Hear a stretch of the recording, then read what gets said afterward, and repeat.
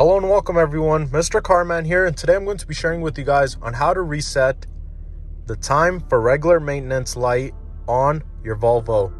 It's very quick and easy, and let me share it with you guys. So the first thing you want to do is make sure you turn off your vehicle. So insert your key to ignition 1. And then press and hold down your trip reset button. And then turn your key to ignition 2.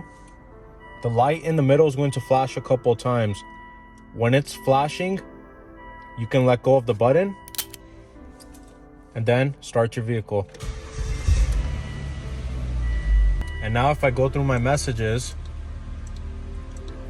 the message time for regular maintenance is now gone. I only have these 3 lights, which I'm also going to fix, but that's how quick and easy it is to reset your regular maintenance light on a Volvo. I really hope you guys enjoyed this video, and if you guys want to see more videos on this Volvo, please make sure to hit the like and subscribe button, and I'll catch you guys soon with another video. Thank you.